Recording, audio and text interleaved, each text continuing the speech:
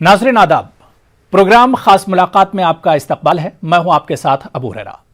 मुल्क के मौजूदा हालात, इसके अलावा बिहार में चुनाव भी होने वाले हैं आने वाले कुछ दिनों में, लेकिन जिस तरह से मुल्क के हालात कोरोना के दौर में दिन ब दिन बिगड़ते जा रहे हैं और ऐसे में हम देख रहे हैं कि एक तरफ पार्लियामेंट का सेशन भी शुरू होने वाला है, तलबा के एग्जाम और इम्तिहानात भी हो रहे हैं और दूसरी तरफ बिहार चुनाव भी होने वाले हैं। इन्हीं तमाम इश्यूज पर आज खास मुलाकात में हम बात करेंगे। मेरे साथ बहुत अहम शख्सियत आरजेडी के रुकन पार्लियामेंट और कौमी तर्जुमान मनोज झा साहब मेरे साथ खास मुलाकात में जुड़े हुए हैं। मनोज झा जी, न्यूज़ 18 उर्दू में आपका इस्तकबाल है। सर, क्योंकि हम कोरोना के दौर से गुजर रहे हैं तो शुरुआत मैं यहीं से करूंगा कि मुल्क कोरोना के शदीद बहरान से गुजर रहा है। 80,000 से ज्यादा केसेस रोजाना हो रहे हैं, लेकिन दूसरी तरफ हम देख रहे हैं कि मार्केट खुल गए हैं, रिलीजियस जो प्लेसेस हैं वो खुल गए हैं, तलबा के इम्तिहानात भी हो रहे हैं और बिहार में चुनाव भी होने वाले हैं। लगता ऐसा है कि अब कोरोना का जो डर था पहले से वो कम हो गया और कहीं ना कहीं सरकार और इंतजामिया को जो फिक्र करनी चाहिए थी वो भी कहीं ना कहीं अब कम हो गई है। सर सबसे पहले तो बहुत बहुत शुक्रिया आपके चैनल का कि आपने एक बहुत ही मौजूद इस पर ये बातचीत रखी है। मैं आपको एक बात साफ तौर पे आपसे कहना चाहता हूं कि जब हमारे मुल्क में मार्च के आखिरी हफ्ते में 200, 300, 400 केसेस हुआ करते थे तो कितनी चिंता थी, सब परेशान थे, सरकार परेशान थी, कम से कम परेशान दिखती थी, लोग परेशान थे, नुस्खे आजमाए जा रहे थे, कभी बालकनी में खड़ा किया जा रहा था, कभी तालियां बजवाई जा रही थी, कभी थालियां बजवाई जा रही थी। बहरहाल वहां से चलते चलते आज ये हालात हैं कि अफरा तफरी में लॉकडाउन हुआ। आप सबने देखा कि माइग्रेंट वर्कफोर्स कैसे सड़क पे आया और कैसे एक तरह से बेसहारा छोड़ दिया गया उनको। खैर, मैं उसमें अभी नहीं जाना चाहता, मैं सिर्फ इतना कहना चाहता हूँ आज 80,000 के लगभग प्रतिदिन केस हैं, 900 से लेके 1000 जाने प्रतिदिन जा रही हैं।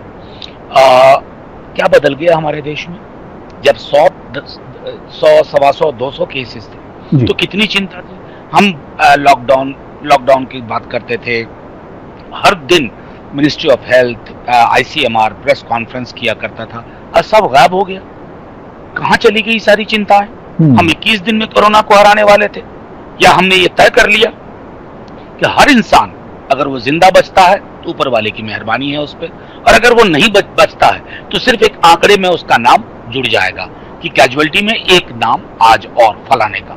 मैं सिर्फ इस बात से परेशान हूं कि ये मेरे मुल्क की मौजूदा सूरत हाल के बारे में एक ऐसी टिप्पणी है जो हम याद नहीं रखना चाहेंगे। आप शराब की दुकानें खोल रहे हैं, बार खोल रहे हैं, कल निर्णय लिया आपने। आप स्कूल कॉलेज बंद किए हुए हैं, स्कूल कॉलेज बंद किए हुए हैं, आप परीक्षाएं ले रहे हैं। तो एक जो सरकार के अंदर गंभीरता चाहिए, एक जो एक रूपता चाहिए कि यूनिफॉर्म पोजीशन, उसका बहुत अभाव दिख रहा है। आप बिहार में चुनाव कराने पे आमादा है, न जाने क्या मजबूरी है। मुझे तो स्मरण है कि खुद सॉलिसिटर जनरल साहब ने माइग्रेंट वर्कफोर्स के बरक्स जब लोगों ने कुछ मुद्दे उठाए थे माननीय सर्वोच्च न्यायालय में, तो उन्होंने कहा ये लोग वल्चर्स। तो अभी बिहार में जो हालात हैं उसमें अगर हम वोट मांगने जाएं, हम तो अपने आप को पॉलिटिकल वल्चर मानेंगे, क्योंकि आप कह रहे हैं कि 5 लोगों के साथ जा सकते हैं। विधानसभा का आप देखिए 3 लाख वोटर होते हैं एवरेज एक विधानसभा में।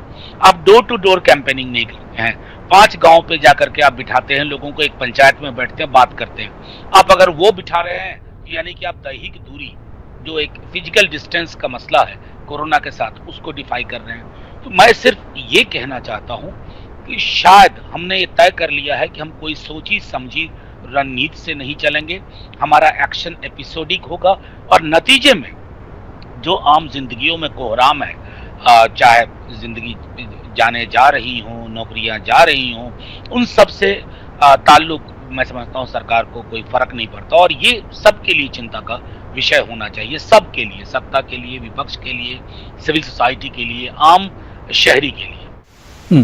बिल्कुल मनोज झा जी, आपके बयान से सीधे सीधे यही लग रहा है कि आरजेडी इस तरह के माहौल में, कोरोना का जो दौर चल रहा है इसमें चुनाव नहीं चाहती है।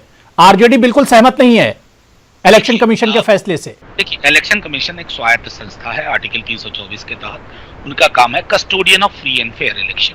हमने अपनी तमाम आपत्तियां दर्ज करा दी थी। अभी मैं बिहार से चल के आया हूं, मैं आपको बता सकता हूं कि आप जो आपके पड़ोस में जान जा रही है, लोगों के पास इंस्टीट्यूशनल केयर नहीं है। आप पटना में, मुजफ्फरपुर में आप एक बेड जो आप चाहते हैं कि किसी को दिला लें, उसके लिए आपको कितनी मशक्कत करनी पड़ती है। और ये मैं बात कर रहा हूँ रसूखदार लोगों के लिए, जो आम आवाम है उसके लिए तो खैर कोई पूछने वाला नहीं है ही नहीं कुछ। ऐसे में आप जाकर के जब कैंपेन करेंगे, लोगों से वोट मांगेंगे, लोग आपको किस नजर से देखेंगे, मैं उस बात से चिंतित हूँ। चुनाव होंगे, हम एक इलेक्टोरल पार्टी है डेमोक्रेसी में, हम जाहिर है चुनाव में भाग लेंगे, इसमें कोई दो मत नहीं। लेकिन ये तो तय करने का काम होगा ना, जब प्रधानमंत्री जी ने कहा था जान है तो जहान है, आज वो मंत्र क्यों बिसरा रहे हैं? क्या आम शहरी की जान की कोई कीमत नहीं? क्या लोकतंत्र में, इसको हम कहते हैं फेस्टिवल ऑफ डेमोक्रेसी, इलेक्शन को फेस्टिवल ऑफ डेमोक्रेसी, क्या कोई भी त्योहार इतनी बाधाओं के साथ मनाया जा सकता है? इतने डूज एंड डोंट्स के साथ, इतने प्रोहिबिटरी ऑर्डर्स के साथ? क्या हम चाहते हैं कि 25% वोटिंग हो जाए, 30% वोटिंग हो जाए और हम एक रिचुअल करके कह दें कि हाँ साहब 30% लोगों ने वोटिंग की और फेस्टिवल ऑफ डेमोक्रेसी की जय जय? हम ये नहीं चाहते। लेकिन चुनाव आयोग अगर फैसला करेगा हम चुनाव में जाएंगे। हमने अपनी आपत्तियां जरूर रख दी और वो हमारी आपत्ति नहीं है, हमने बिहार की आवाम की चिंताओं, उनके सरोकारों के आधार पर अपनी आपत्तियां रखी। लेकिन सवाल मनोज झा जी यहां पर ये उठता है, क्योंकि इलेक्शन कमीशन का आपने जिक्र किया, इलेक्शन कमीशन ने आज भी इशारा दिया है कि तय वक्त में बिहार असेंबली के चुनाव कराए जाएंगे। मेरा सवाल मनोज झा जी यहां पर यह है कि जहां पर आरजेडी या दूसरी जो अपोजिशन की पार्टियां हैं वो चुनाव से अभी एक तरह से नहीं चाहती कि इस वक्त चुनाव हो, लेकिन दूसरी तरफ जेडीयू की बात कर लीजिए, उससे जुड़ी हुई जो पार्टी बीजेपी है या दूसरी और जो पार्टियां हैं जो इख्तिदार में हैं वो चाह रही हैं कि चुनाव हो। मेरा सवाल सिर्फ मनोज झा जी ये है कि कोरोना का डर है वाकई में, या फिर आप लोगों की तैयारी कम है? नहीं, मैं एक बात तो आपको स्पष्ट कर दूं, अभी जो माहौल है ना बिहार में, आप घूम के देख लीजिए, कोई भी जो विपक्ष की पार्टी है, खास करके हमारी राष्ट्रीय जनता दल जो कि विपक्ष की नाभि में है, मैं समझता हूं कि उसे बहुत खुश होना चाहिए था, इंतजार करना चाहिए था कि फौरन परसों चुनाव हो जाए, चौथे रोज चुनाव हो जाए। हम जानते हैं क्या हालात हैं जमीन पे, लेकिन एक रिस्पॉन्सिबिलिटी भी होती है। जो नेता प्रतिपक्ष तेजस्वी जी मार्च के तीसरे हफ्ते से कह रहे थे, चाहे कोरोना के संक्रमण के मसले पे, इंस्टीट्यूशनल केयर को लेकर के, रैपिड टेस्टिंग को लेकर के, एंटीजन से ज्यादा आरटीपीसीआर को लेकर के, ये सारी चिंताएं हम चुनाव से विलग देख रहे थे। आज भी हमारी वो चिंताएं हैं। मैं सिर्फ इसलिए कह रहा हूं कि अभी मैं जब बिहार गया, आम आवाम के अंदर मैंने खौफ देखा है, एक डर देखा है, और डर और खौफ का जो मंजर है वो चुनाव का जो कैरेक्टर होता है उसके साथ सिनर्जी नहीं हो रही है। आज भी आप चुनाव आयोग, माने चुनाव आयोग का आप वो नोटिफिकेशन देखिए, उसमें उन्होंने कहा है कि उपयुक्त वक्त पर, और खुद चुनाव आयोग ने हमारे वर्चुअल मीटिंग में हम लोग सबसे कहा था कि हम डे टू डे कोरोना के पोजीशन को मॉनिटर कर रहे हैं। मेरा मानना है कि बहरहाल चुनाव आयोग जब फैसला लेगा तो उस फैसले के अनुसार हम सब चुनाव में जाएंगे। लेकिन ये तय मानिए कि अगर कोई ये कहता है हमारी तैयारी इतनी है कि हम परसों चुनाव लड़ सकते हैं, और ये जमीन की हकीकत पता है, जेडीयू को पता है कि अंदर कितनी मैसिव एंटी इनकम्बेंसी है, और मैं सच कहूं तो शायद बीजेपी को भी पता है कि कितनी एंटी इनकम्बेंसी है वहां के हुकूमत के खिलाफ। नहीं, लेकिन मनोज झा जी जो बात आपने कही कि तैयारी हमारी पूरी है, चुनाव कल हो तो हम उसको लड़ने के लिए तैयार हैं, ठीक है, एक चीज तो ये, लेकिन एक चीज मैं आपसे समझना चाह रहा हूं, लोकसभा के चुनाव भी जो हुए उसमें भी हमने देखा कि एक तरफ एनडीए था और दूसरी तरफ महागठबंधन यानी आरजेडी, कांग्रेस और जो दूसरी पार्टियां थी। तैयारियों की अगर हम बात करते हैं या फिर सीट शेयरिंग की अगर हम बात करते हैं, एनडीए का खेमा बिल्कुल एक तरह से अपनी तैयारी के साथ खड़ा था, लेकिन जब महागठबंधन की बात हो रही थी तो वहां पर बात बनती नजर नहीं आ रही थी लोकसभा के चुनाव में भी, और वही कुछ तस्वीर अभी भी है। सीट शेयरिंग का मामला हो, कॉमन मिनिमम प्रोग्राम का मामला हो, उम्मीदवारों का मामला हो, तो उसमें बहुत ज्यादा क्लियरिटी नहीं है। नहीं, वो देखिए क्लैरिटी तो तब आएगी ना जब हम आप मीडिया के समक्ष आपको सब कुछ सामने ला के रख देंगे। उससे पहले अगर आप क्लैरिटी ढूंढेंगे तो आपको धुंध नजर आएगा। धुंध इसलिए नजर आएगा कि हम सब के लिए महत्वपूर्ण है कि मुद्दे पहले तय हो, क्योंकि बिहार में इस बार सिर्फ सरकार बदलने के लिए चुनाव नहीं लड़ रहे हैं हम, सरोकार बदलने के लिए चुनाव लड़ रहे हैं। रही बात आपने लोकसभा का जिक्र किया, लोकसभा का पूरा नैरेटिव अलग था, मैं उसमें जाना नहीं चाहता। फरवरी के महीने से क्या क्या हुआ हम सब जानते हैं, और कैसे चीजें बदली। जाहिर तौर पर उसका उस चुनाव का एक अलग अलग मैं कहता हूँ कंटूर था, उसका पूरा का पूरा जो उसकी जो बाड़ेबंदी थी वो अलग थी। विधानसभा का चुनाव बिल्कुल एक अलग किस्म का चुनाव है। आप जो कह रहे हैं कि क्लैरिटी का अभाव है, क्लैरिटी का बिल्कुल अभाव नहीं है। चीजें प्रगति पे हैं, और आपको क्लैरिटी, या कई हमारे दोस्तों को क्लैरिटी इसलिए नहीं लग रही होगी कि हम डे टू डे लेवल पे ये नहीं कह रहे हैं कि इतनी सीट पे ये लड़ेंगे, इतनी सीट पे ये लड़ेंगे, क्योंकि सीट कौन होगी, क्या होगी, मुद्दे क्या होंगे, ये सब रिजॉल्व करने में थोड़ा वक्त लगता है। मैं समझता हूं कि अगर एक हफ्ते बाद ये इंटरव्यू हम कर रहे होते, आपसे मैं बातचीत कर रूबरू होता, तो आप शायद ये सवाल ना पूछते। बिल्कुल, लेकिन मनोज झा जी, अगर आप एनडीए की बात कीजिए, आप देखिए मांझी जी की अगर हम बात करें, वो छोड़कर महागठबंधन को चले गए एनडीए की तरफ। पूरा जो उन्होंने इशारा भी दे दिया और एक तरह से ऐलान भी कर दिया है। लेकिन दूसरी तरफ अगर महागठबंधन की हम बात करते हैं तो कुछ कहीं ना कहीं जमीनी सतह पर भी कमियां तो लग रही हैं। इसकी वजह क्या है? लोकसभा वाली बिल्कुल कहानी दोहराती हुई नजर आ रही है असेंबली के इस चुनाव में। तैयारियों को लेकर अगर हम बात करें, हम फिर मिलेंगे, मैं आपको यही कह सकता हूं कि हम फिर मिलेंगे और फिर बात करेंगे। जहां तक रही तैयारियों की बात आपने कही, देखिए कुछ पॉलिटिकल पार्टी जिनके पास अकूत संपत्ति और संसाधन होते हैं, अब बिहार के अखबार आप उठा लीजिए, हमारी खबर आपको तीसरे पन्ने पे 2x3 के इंच कॉलम में नजर आएगी। बाकी छोटे छोटे प्रवक्ता भी जो हैं जदयू भाजपा के, वो शुरुआती 2 पन्ने। अब उसकी जो पॉलिटिकल इकोनॉमी है उसमें हम नहीं जा सकते। हमारी पूरी ताकत जमीन है, और आपको यकीन दिलाते हैं कि इसमें ऐसा आप देखेंगे आने वाले दिनों में। और मैं तो कहूंगा कि जो आपके रिपोर्टर्स, फील्ड रिपोर्टर्स हैं, वो जरा हकीकत ले लें मिथिलांचल से, कोसी से, सीमांचल से, मगध से, चंपारण से। इतना ह्यूज एंगर है लोगों में, खास करके माइग्रेंट वर्कफोर्स वाले पूरी क्राइसिस के कारण। रही बात अजय जी चले गए, हमने उनको बहुत बहुत शुभकामनाएं दी। सिर्फ इतना है कि ये बहुत संक्रमण काल है हिंदुस्तान की राजनीति में। एक धारा बहुत प्रबल है, वो दक्षिणपंथी धारा है। उस धारा के समक्ष कई लोग घुटने टेक देते हैं, कई लोग कॉम्प्रोमाइज कर लेते हैं, और कई लोग कॉम्प्रोमाइज ना करके अपने जिंदा होने का, अपने वजूद के होने का गुमान करते हैं। हम उनमें से हैं। हम लोकसभा चुनाव हार गए, लेकिन हमने घुटने नहीं टेक दिए, हम कभी नहीं टेकेंगे। हमें पता है कि इस मुल्क में चुनाव हारने के बावजूद भी हमारी क्या अहमियत रही लोकसभा चुनाव के बाद। और पॉलिटिकल पार्टीज का ये भी रोल है कि जो एक हवा चल रही होती है ना, जो इसको मैं कहता हूँ मेजॉरिटेरियन दक्षिणपंथी हवा, उसके खिलाफ कम से कम सर उठा के खड़ा होना भी एक पॉलिटिकल जिम्मेवारी है, और उसको हम लोग निभा रहे हैं। बिल्कुल। मनोज झा जी, क्योंकि चुनाव की बात चल रही है और लालू यादव जी का तज़किरा होना बहुत जरूरी है। लालू यादव जी के दौर में हमने देखा कि 15 साल वो सरकार में रहे, और 15 साल चुनाव जीतने के पीछे जो सबसे बड़ा जो रीजन था वो था MY फैक्टर, MY इक्वेशन की अगर हम बात करें, समीकरण की बात करें। क्या इस बार भी आरजेडी इसी समीकरण पर चुनाव लड़ेगी, MY समीकरण पर? मैं आपको एक बात बेहद ईमानदारी से कहता हूँ। मैं 90 में ग्रेजुएशन का फाइनल ईयर का छात्र था, और मैंने लालू जी की पॉलिटिक्स को देखना शुरू किया। मैं राजनीति में नहीं था, स्टूडेंट एक्टिविस्ट था। वो MY के नेता कभी नहीं थे, वो गरीबों के नेता। आप किसी को भी पूछ लीजिए, 90, 95, 2000, 2005, मतलब मैं बूथ वाइज डेटा आपको दे दूंगा हमारे वोटिंग का। ये सिर्फ MY नहीं है।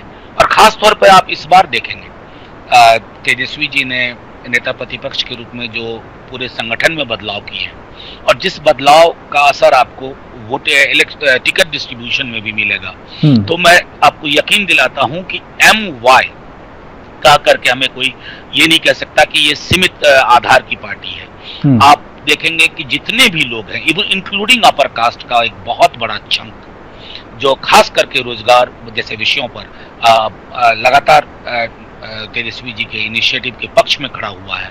और हमारा जो अभी मैनिफेस्टो हलफनामा भी आने वाला है, उसमें भी हम इस बात को एक एक चीज, हम कोई चीज इस बार हवा में नहीं कह रहे हैं। आमतौर पर जैसे लोग पार्टियां घोषणा पत्र भी करती हैं, हम 6 महीने के टाइमलाइन में कहेंगे हॉस्पिटल्स में ये करेंगे, 8 महीने के टाइमलाइन में कहेंगे नियुक्तियों के लिए ये होगा, चाहे आशा वर्कर हो, चाहे रसोईया हो, ममता वर्कर हो, इस तरह के जितने पुस्तकालय अध्यक्ष का मामला हो, शिक्षा प्रेरक का मामला हो, नियोजित शिक्षक शब्द हटाने के लिए, तो मैं इसलिए कह रहा हूं कि अपर कास्ट का भी एक बड़ा वर्ग हमें वोट करेगा, तो इसलिए कोई मुगालते में ना रहे कि आप हमको MY कह करके चाहेंगे कि खारिज हो जाए। मतलब सबको साथ लेकर चलेगी आरजेडी। मेरा सवाल यह है कि मुसलमानों की अगर हम बात करें, MY फैक्टर की अगर मैंने बात की, मुसलमानों की खासतौर से अगर हम बात करें, क्या मनोज झा जी न्यूज 18 उर्दू पर आप आज कह सकते हैं कि मुसलमानों की आबादी के लिहाज से उन्हें बिहार में टिकट मिलेंगे आरजेडी की तरफ से?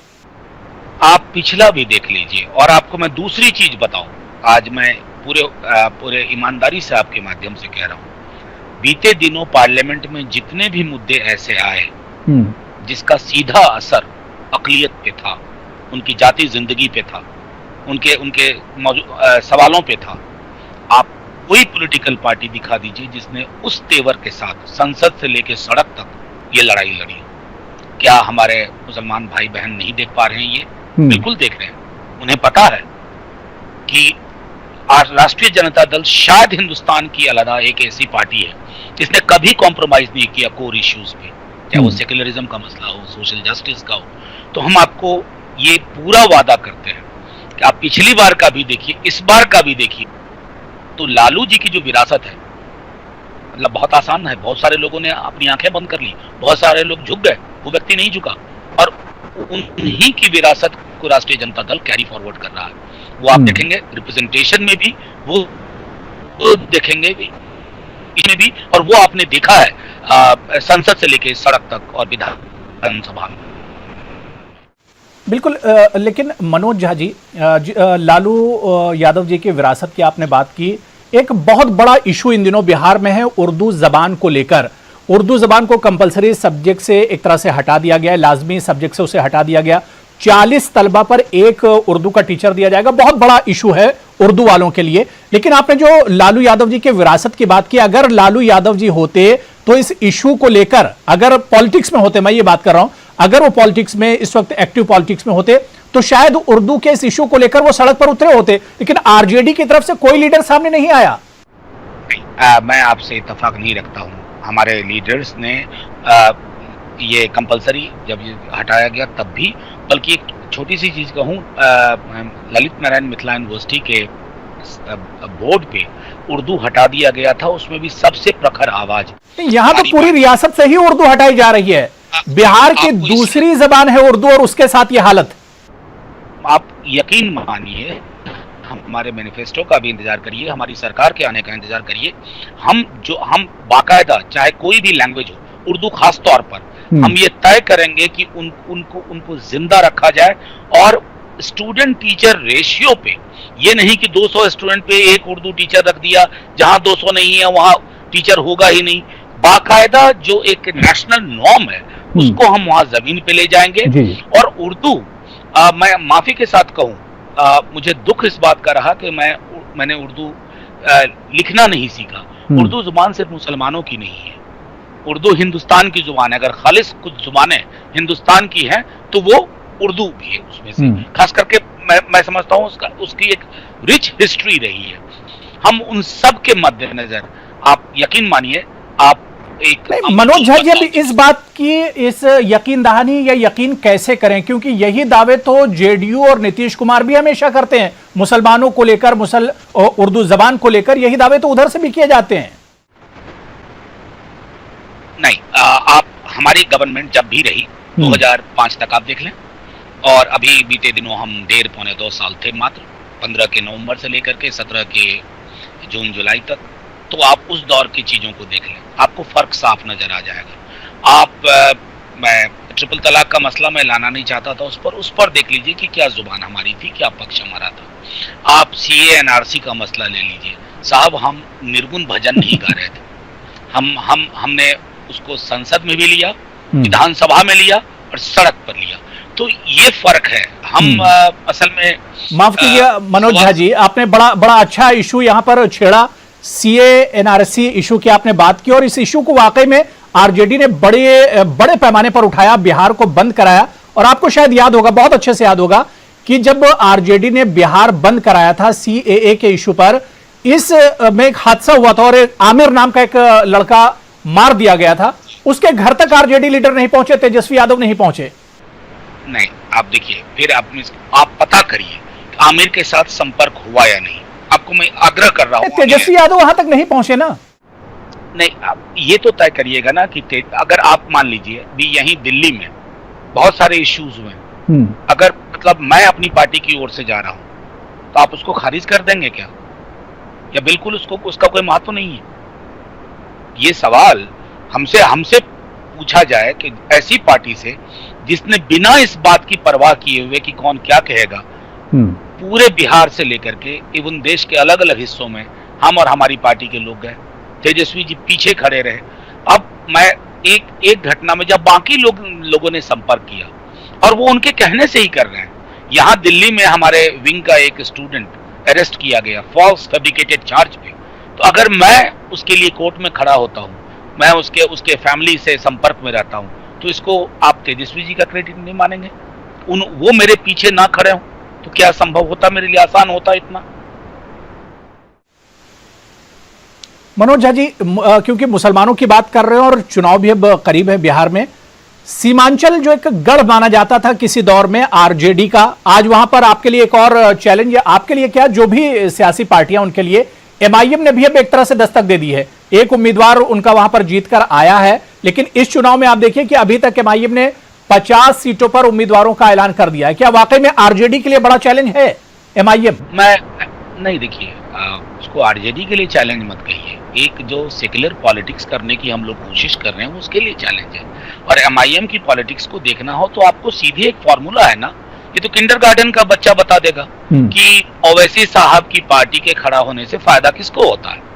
एक नर्सरी में पढ़ने वाला बच्चा बता देगा। और ये बिहार की आवाम अच्छी तरह भली भांति ये समझते हैं। वो जो एक सीट वो जीते थे उसके पीछे इतने लोकल फैक्टर थे, हम सब वाकिफ हैं।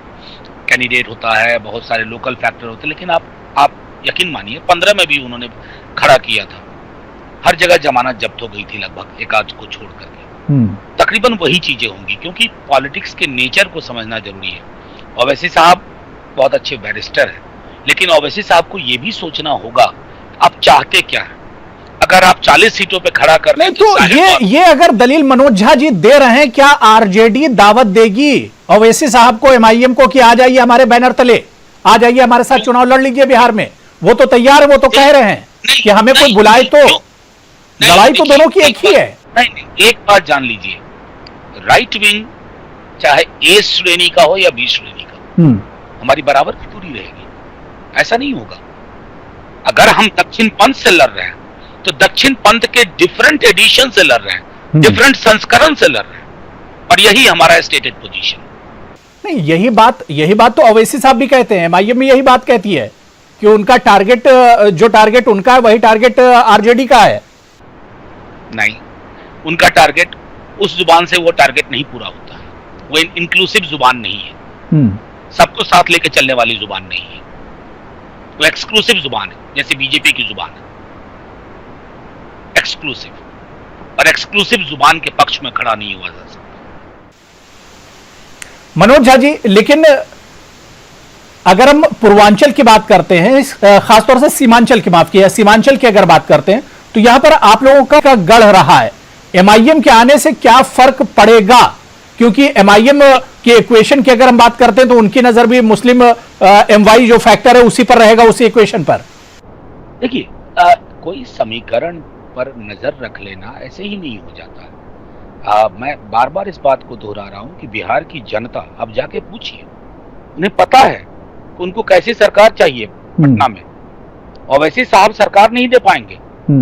ओवैसी साहब सरकार बिगाड़ने में मदद जरूर कर सकते हैं, सरकार के बदलाव में मदद जरूर कर सकते हैं। और इस बात को समझने के लिए मैं समझता हूं कि दिल्ली से मैं कहूं, वो नहीं, अदना सा आदमी आपको बता देगा बिहार में, जिसको सड़क पे चाय पीते हुए बता देंगे कोई भी लोग कि ओवैसी साहब की पॉलिटिक्स से फायदा किसको होता है, ओवैसी साहब की जुबान से किसको फायदा होता है। और बिहार में इस बार कोई लोग कोई रिस्क नहीं लेंगे। पिछली बार उन्होंने हमें महागठबंधन को वोट दिया तो हमारे नेता संघ के शरण में चले गए, हारी हुई पार्टी सरकार में आ गई, तो बिहार के अंदर वो भी आक्रोश है। हमें नहीं भूलना चाहिए कि 15 में जिस सरकार का गठन लोगों ने किया, उस सरकार का चरित्र बदल दिया, उसका कैरेक्टर बदल दिया। ठीक है मनोज झा जी, बहुत बहुत शुक्रिया न्यूज़ 18 उर्दू के साथ जुड़ने के लिए, खास मुलाकात में अपना कीमती वक्त देने के लिए बहुत बहुत शुक्रिया मनोज झा जी। तो नाज़रीन, खास मुलाकात में आज फिलहाल इतना ही। मुझे और पूरी टीम को इजाजत दीजिए। आदाब।